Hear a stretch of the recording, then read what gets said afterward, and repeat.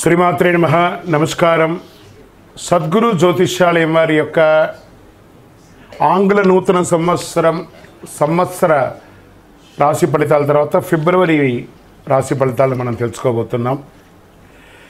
జాతకం అనగానే అందరికీ ఒక క్యూరియాసిటీ, ఈ నెల నాకు ఎలా ఉంటుంది, వ్యాపారం ఎలా ఉంటుంది, ఉద్యోగం ఎలా ఉంటుంది, ఆరోగ్యం ఎలా ఉంటుంది, అసలు నా పరిస్థితి ఎలా ఉంటుంది, అసలు జాతకాన్ని నేను ఎంతవరకు నమ్మచ్చు, జాతకంలో విశేషాలు ఏంటి అంటే ఇక్కడ వచ్చి గోచార గ్రహస్థితుల్ని దృష్టిలో పెట్టుకొని అన్ని వర్గాల వారిని లెక్క వేసి, ఇది వచ్చి ఒక ప్రామాణికం అన్నమాట. ఈ లెక్క వేసి ఏ గ్రహాలు ఎలా ఎలా ఉన్నాయి, వారి యొక్క ఫలితాలు ఎలా ఉంటాయనే దాన్ని లెక్క వేసి చెప్పడమే ఈ యొక్క రాశి ఫలితాలు.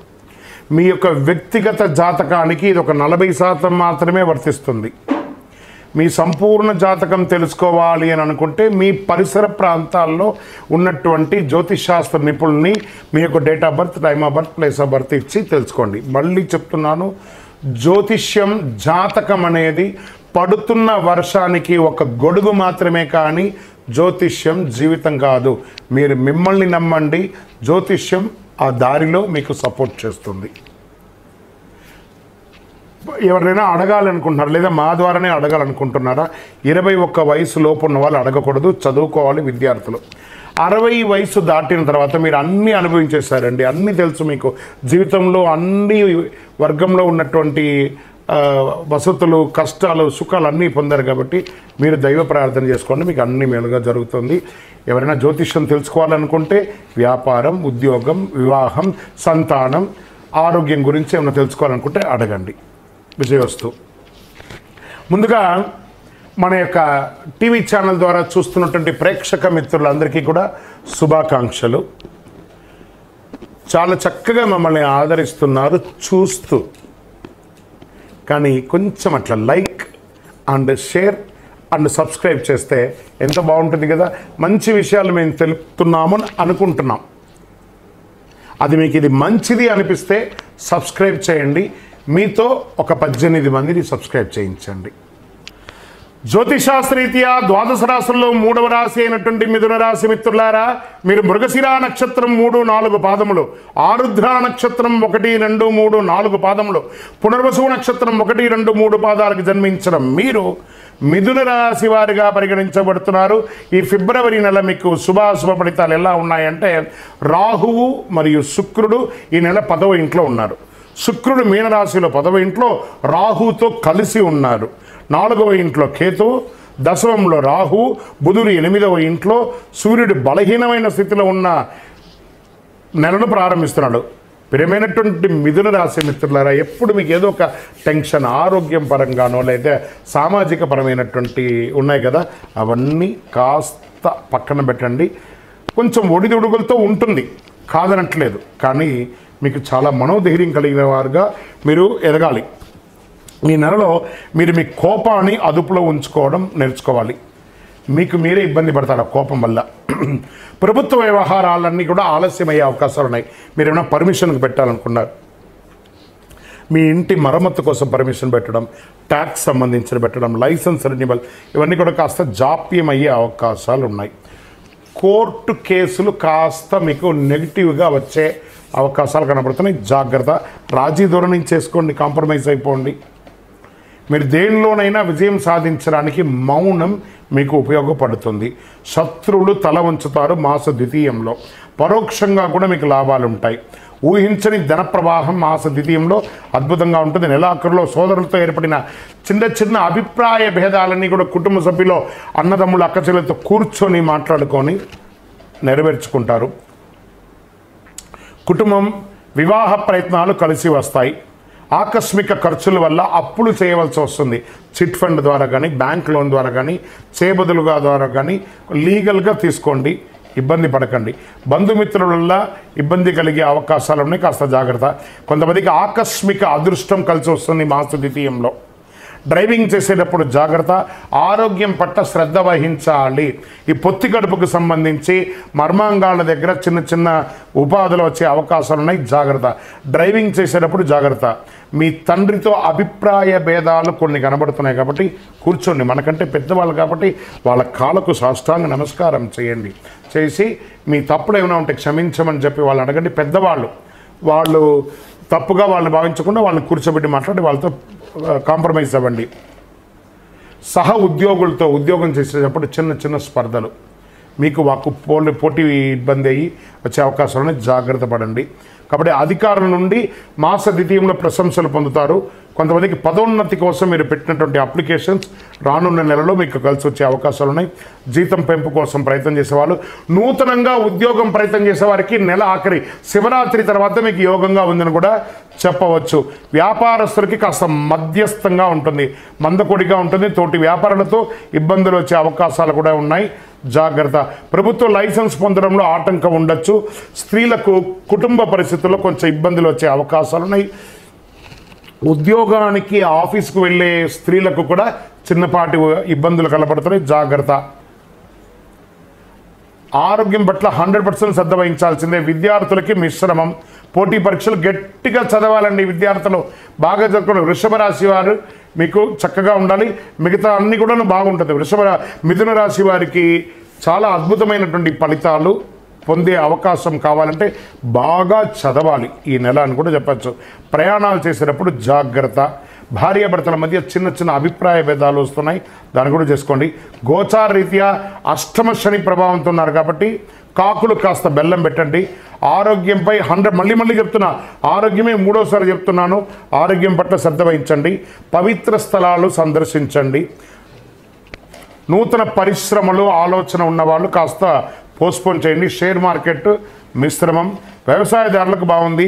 మీడియా రంగం వారికి మిశ్రమం. సాఫ్ట్వేర్ రంగం వారికి చాలా స్ట్రెస్ ఉంది ఈ నెల అని చెప్పచ్చు. రాజకీయ నాయకులకి గడ్డు కాలం, జాగ్రత్త. సరే, ఈ నెల అనుకూలమైనటువంటి రోజులు ఏమైనా ఉన్నాయంటే 1వ తారీఖున, 4వ తారీఖున, 8వ తారీఖున, 11వ తారీఖున బాగుంది. చంద్రాష్టమం 25/2/2025 ఫిబ్రవరి 12:56 ఉదయం అంటే మిడ్ నైట్లో మొదలు పెడితే 27/2/2025 4:37 ఎర్లీ మార్నింగ్ వరకు చంద్రాష్టమం ఉంది కాబట్టి జాగ్రత్త ఈ 2.5 రోజులు. అదృష్ట సంఖ్య 3, 5, 7. అదృష్టపు రంగు అని చెప్పుకుంటే మీకు గోల్డ్ కలర్ బాగా కలిసి వస్తుంది, చందనం కలర్ కలిసి వస్తుంది. పూజించవలసినటువంటి దేవుళ్ళు ఎవరన్నారంటే మహాలక్ష్మి వారిని ప్రార్థన చేసుకోండి, లక్ష్మీ స్తుతి చేయండి, కనకదార స్తోత్రం చేయండి, సుబ్రహ్మణ్య స్వామి వారిని ప్రార్థన చేయండి. దీనికి ఏం చేయాలంటే పరిహారం చేసుకోండి. ప్రతిరోజు శనివారం నవగ్రహాల్లో శనిదేవునికి బెల్లం పెట్టి 19 ప్రదక్షిణాలు చేయండి. శుక్రవారంలో మహాలక్ష్మికి నెయ్యి దీపం వెలిగించండి. మీ ఆరోగ్యం, మీ ఐశ్వర్యం పెరగడానికి మీ వయస్సు ఎంత ఉందో అన్ని సంఖ్య దీపాన్ని దేవాలయంలో వెలిగించండి. ఇంకనూ అతి శక్తివంతమైనటువంటి ఈ కరుంగాళి మాలను ధరించండి. ఆరోగ్యం బాగుంటుంది, ఐశ్వర్యం బాగుంటుంది, గ్రహదోషం జరుగుతుంది. జనాలు మన మీద పడి ఏడుస్తున్నారు అని మీకు భావన ఉంటే అవన్నీ కూడా పోతుంది. నరదృష్టి అనేది పోతుంది. శక్తివంతమైనటువంటి కరుంగాళి మాలను ధరించండి. ఇంకనూ మీ యొక్క వ్యక్తిగత జాతకాన్ని తెలుసుకోవాలనుకుంటే మా కింద కనబడుతున్నటువంటి నెంబర్కి మీ date of birth, time of birth, place of birth WhatsApp చేయండి, కాల్ చేయకండి. మా యొక్క అడ్మిన్ మీకు అప్రోచ్ అవుతారు, మీకు టైమింగ్ ఇస్తారు, అప్పుడు మీరు కాల్ చేయొచ్చు. విజయోస్తు. ఈ నెల చాలా పవిత్రమైనటువంటి నెలగా భావించవచ్చు. ఫిబ్రవరి నెల 2025. ఫస్ట్ మనకు నెల ప్రారంభంలోనే వసంత పంచమి. ఈసారి వసంత పంచమి ఎప్పుడు వచ్చింది, ఏ రోజు మంచిది, పిల్లలు ఎలా చేసుకుంటే బాగుంటుందని చెప్పడానికి ఈసారి వసంత పంచమి ఫిబ్రవరి 2, 2025 వచ్చింది. విద్యా, వాక్కు, జ్ఞానానికి అధిపతి అయినటువంటి సరస్వతీదేవిని ఈరోజు ఆరాధించడం వల్ల చాలా విధమైనటువంటి ఫలితాలని పొందొచ్చు. వసంత పంచమి నాడు శ్రీ సరస్వతీదేవిని పూజించడం వల్ల సరస్వతీదేవి యొక్క సంపూర్ణ కటాక్షం, వాగ్దేవి యొక్క కటాక్షాన్ని పొందుతాం. ప్రతి సంవత్సరం మాఘమాసంలో శుక్లపక్షం 5వ రోజున వసంత పంచమి జరుపుకుంటారు. ఈసారి వసంత పంచమి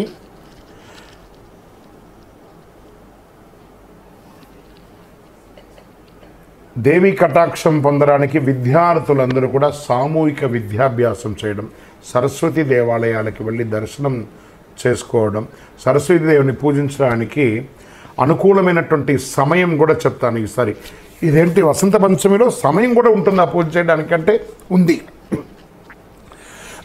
ఉదయం 7:09 నుండి మధ్యాహ్నం 12:35 వరకు పూజిస్తే మాఘ శుక్ల పంచమి ఫిబ్రవరి 2 ఉదయం 9:14 మొదలవుతుంది. ఫిబ్రవరి 3వ తారీఖున ఉదయం 6:52 వరకు ఉంటుంది. అంటే తిథి ద్వయంగా వచ్చేసింది కాబట్టి ఈ రకంగా మనం పూజించుకోవచ్చు. ఏం చేస్తే బాగుంటుంది మరి ఈరోజు? వసంత పంచమి శుభకార్యాలకి పవిత్రమైన రోజుగా చెప్పచ్చు. వివాహం, గృహప్రవేశం, ఉపనయనం వీటన్నిటికీ కూడా కొత్త పని, ఇల్లు ప్రారంభించడానికి ఇది మంచిది. ఏదైనా కొత్త పని, వ్యాపారాన్ని, విధానం ప్రారంభిస్తారంటే మంచిది, విజయం జరుగుతుంది. గ్రంథాలయ ప్రకారం ఈరోజు మంచి ముహూర్తంగా చెప్పబడుతుంది. జ్యోతిష్ శాస్త్రానికి ఇది చాలా ఉత్తమమైనటువంటి రోజుగా కూడా పరిగణించబడుతుంది. పంచాంగం చూడవలసిన పనే లేదు, అంత పవిత్రమైనటువంటి రోజు. వసంత పంచమి రోజు పిల్లలు చదువులో వెనకబడి ఉన్న వాళ్ళు సరస్వతి దేవిని ప్రార్థించండి. తెల్ల చందనాన్ని, పసుపుని అమ్మవారికి సమర్పించండి. తెల్లని పుష్పాన్ని సమర్పించండి. చక్కెర పొంగులు పెట్టండి. ధూపదీప నైవేద్యాలు ఏర్పాటు చేయండి. అవసరమైన పిల్లల పుస్తకాలంతా కూడా స్వామివారి ముందర పెట్టి రాసి బొట్టు పెట్టి పూజ చేసి పిల్లల్ని ఆ రోజు చదవమనండి. పూజ చేయడం కాదు, పుస్తకాలని అక్కడ పెట్టి చదవమని చెప్పండి. మీకు ఈ వసంత పంచమి రోజు ఏమేమి చేయాలని చెప్పాను కదా, మీ మనసుకి ఎలా తోస్తే ఆ అమ్మవారి ముందర కూర్చొని సరస్వతి నమస్తభ్యం వరదే కామరూపిణి విద్యారంభం గరిష్యామి సిద్ధిర్భూతమే సదా అని చెప్పి అమ్మవారిని ప్రార్థన చేయండి. పరిసర ప్రాంతాల్లో ఉన్న పిల్లలను సరస్వతి దేవాలయాలకి తీసుకొని వెళ్ళండి. విజయోస్తు.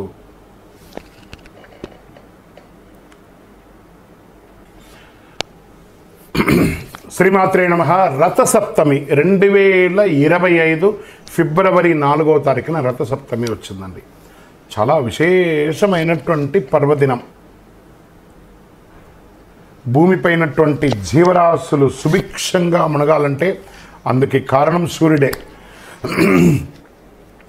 ఈ కారణంగానే భగవానుని కనిపించే దేవుడు ఎవరైనా ఉన్నారంటే సూర్య భగవానుడని హిందూ సంప్రదాయ ప్రకారం తెలపడం జరుగుతుంది.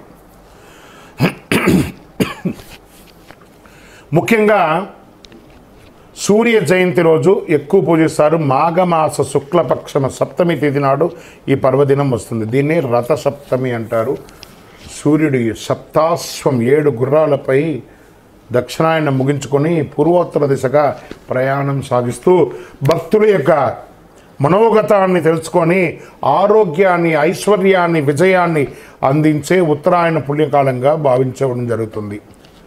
సూర్యుడు 7 గుర్రాలు 7 వారాలకి సంకేతాలు. 7 గుర్రాలను వేద ఛందస్సులని అంటారు. గాయతి, తృష్టు, జగతి, అనుష్టు, అంతి, బృహతి, ఉష్ణిక అనే 7 గుర్రాల రథంపై భానుడు సవారీ చేస్తారన్నమాట. ఈరోజు మేషం నుంచి మీనం వరకు ఉన్న 12 రాసులు ప్రయాణిస్తారు. ఈ 12 రాసులను పూర్తి చేయడానికి సూర్యరథానికి ఏడాది సమయం పడుతుంది. సూర్య జయంతి అంటే సూర్యుని పుట్టినరోజు కాదు, రథానికి సూర్యుడు సాగించే ప్రయాణం చేసే పవిత్రమైనటువంటి రోజు అంటారు. ఈరోజు మనం ఏం చేయాలి? తెల్లవారుతుండగా తైలం పెట్టుకొని జిల్లేడు ఆకు ఉంటుంది చూస్తారా, ఆ జిల్లేడు ఆకుని శిరస్సు మీద పెట్టుకొని స్నానం చేయాలి. స్వతహాగా ఆకు కింద పడేంత వరకు స్నానం చేయాలి. అంతటితో మన శరీరం ఇక్కడ ఉంటుంది, ఇక్కడ తాకి చూడండి ఒక ఉష్ణం ఉంటుంది. ఆ ఉష్ణాన్ని జిల్లేడు ఆకు తీసేస్తుంది. సకల దోషాలు తొలగిపోతుంది. చక్కటి అవకాశం ఉంటే రథసప్తమి నాడు తెల్లని వస్త్రాలను ధరించండి. దేవాలయానికి వెళ్ళండి. ఆదిత్య హృదయం వినండి.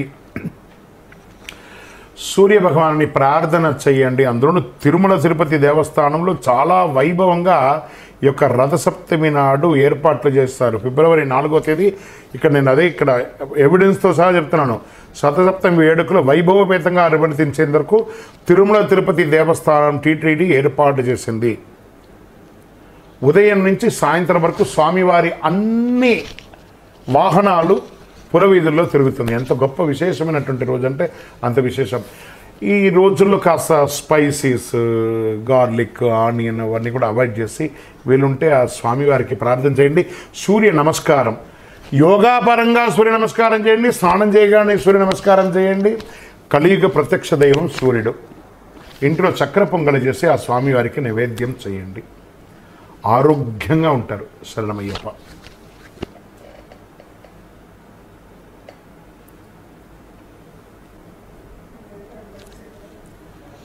రైట్. శ్రీమాత్రే నమః.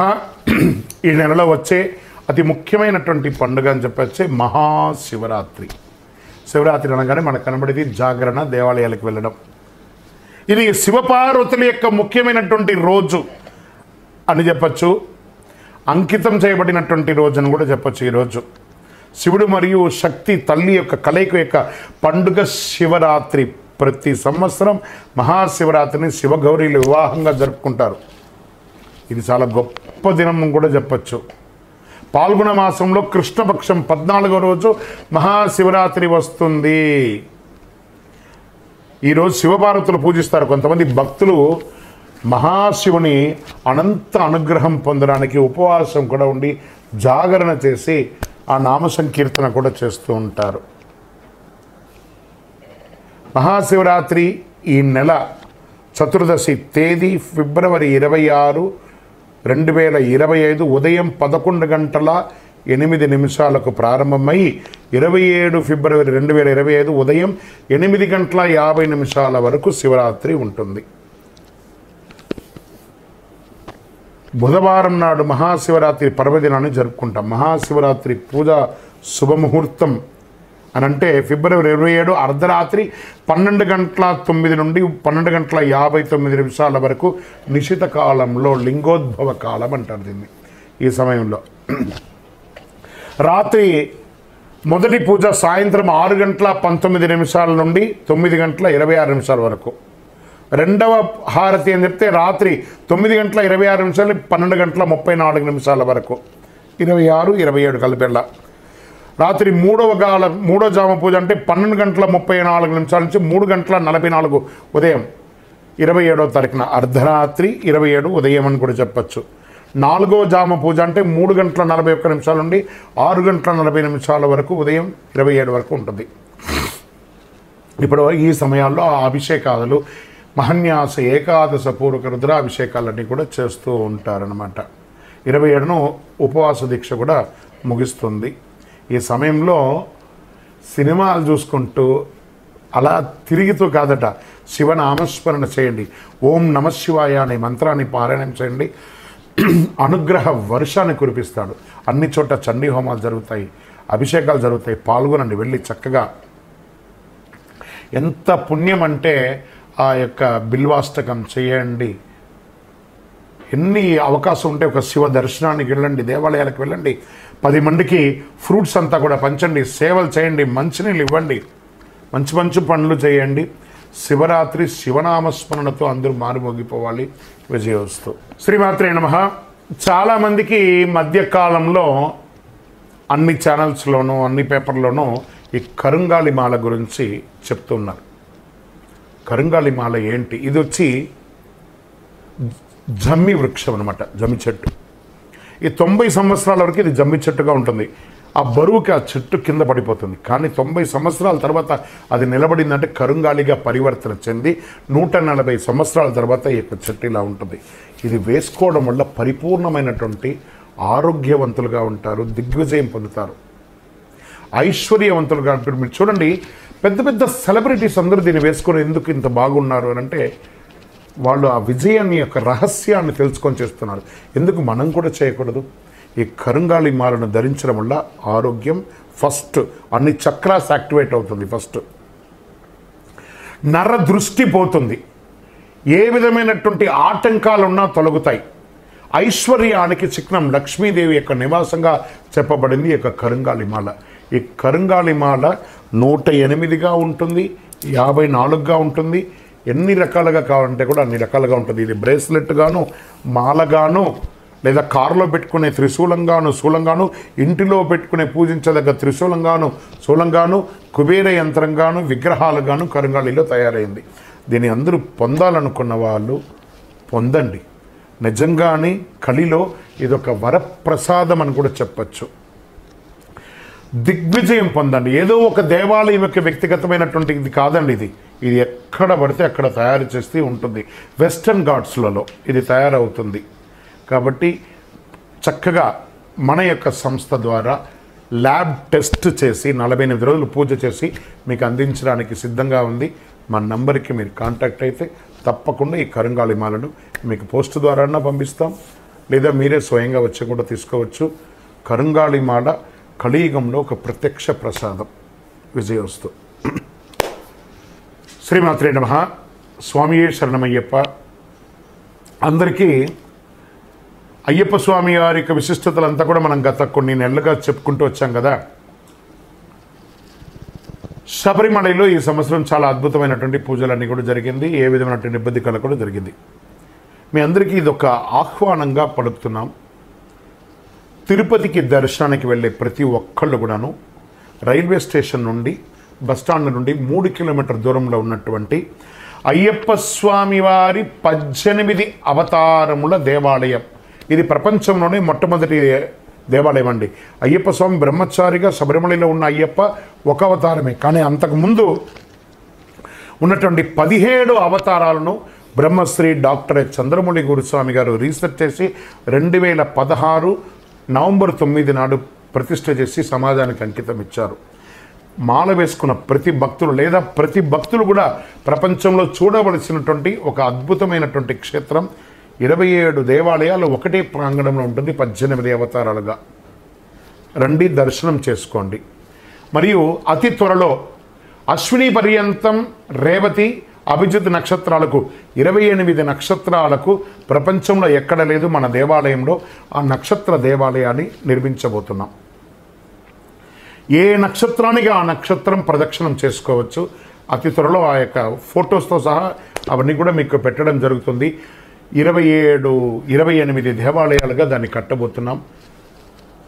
ఆధ్యాత్మిక ప్రపంచంలో ఉన్నటువంటి భగవద్బంధువులందరూ దేవాలయాన్ని దర్శనం చేసుకోండి. ఉదయం 6 నుంచి 11 గంటల వరకు, సాయంత్రం 5 నుంచి 8 గంటల వరకు ఈ యొక్క దర్శనం ఉంటుంది. జీవకోన అనే ఒక ప్రాంతంలో జీవలింగేశ్వర స్వామి సన్నిధానంలో 365 రోజులు శివుని మీద నీళ్లు పడుతున్నటువంటి ప్రాంతం కాబట్టి దాన్ని జీవకోన అంటారు. అందులో ఈ యొక్క దేవాలయం ఉంటుంది. తప్పకుండా రండి, దర్శనం చేసుకోండి, స్వామివారి అనుగ్రహం పొందండి. జీవితంలో పుట్టినందుకు ఒక్కసారైనా శబరిమలకి వెళ్ళాలి అని అంటారు చూసారా. మనకు ఆ స్వామివారి అనుగ్రహం ఉంటేనే ఆ ప్రాంతంలో మనం అడుగు పెట్టగలం. శరణమయ్యప్ప. చంద్రమౌళి వెంకటేశ్వరమ గురుస్వామి. కరుంగాళి మాల గురించి ఒక చిన్న యాడ్ ఆన్ అనమాట. ఈ మాల ఎవరు ధరించవచ్చు అని అంటే స్త్రీ పురుషులు ఎవరైనా కూడా ధరించవచ్చు. ఆడవాళ్ళు 6 mm మాలగాను బ్రేస్లెట్గాను వేసుకోవచ్చు. విద్యార్థులంతా కూడాను 6 mm వేసుకోవచ్చు. మధ్య వయసు గల వాళ్ళందరూ కూడాను 8 mm మాల బ్రేస్లెట్ వేసుకోవచ్చు. ఈ యొక్క పూజ చేసేవాళ్ళు లేకపోతే కొంచెం వయసు మళ్ళిన వాళ్ళు ఉంటే 10 mm మాల వేసుకోవచ్చు. ఇది ఆ వీడియోలో యాడ్ చేయండి ఒకటి. అండ్ యాజమాన్యానికి అండ్ ఎడిటర్స్ అందరికీ కూడా చెప్తున్నాను, ఈ యొక్క కరుంగాళి మాల మన దేవాలయంలో ఒక 48 రోజులు పూజ చేసి మనం అందిస్తున్నాం. ఇది షూట్లో కాదండి, ఇది యాజమాన్యం గుర్తింపు కోసం చెప్తున్నాను. మీరు ఈ కరుంగాళి మాలను మీరు మార్కెట్ చేసుకోవచ్చండి. మన దేవాలయం నుంచి మనం మీకు అందిస్తాము. మీ యొక్క ఆర్గనైజేషన్ కూడా ఒక ఫండ్ అనేది వస్తుంది. మీరు దాన్ని ప్రమోట్ కూడా చేసుకోవచ్చు. ఎందుకంటే ఇప్పుడు చాలా ఛానల్స్ కొన్ని ఐటమ్స్ని ప్రమోట్ చేసుకుంటారు చూసారా. మీ ఛానల్ నుంచి ఈ కరుంగాళి మాలను మీరు ప్రమోట్ చేసుకోవచ్చు. మా సంస్థ ద్వారా మీకు దాని కాన్సెప్ట్ ఎలా ఉంటుంది, మీకు ఎలా వస్తుంది అమౌంట్ అనేది కూడా నేను మీకు చెప్పడం జరుగుతుంది.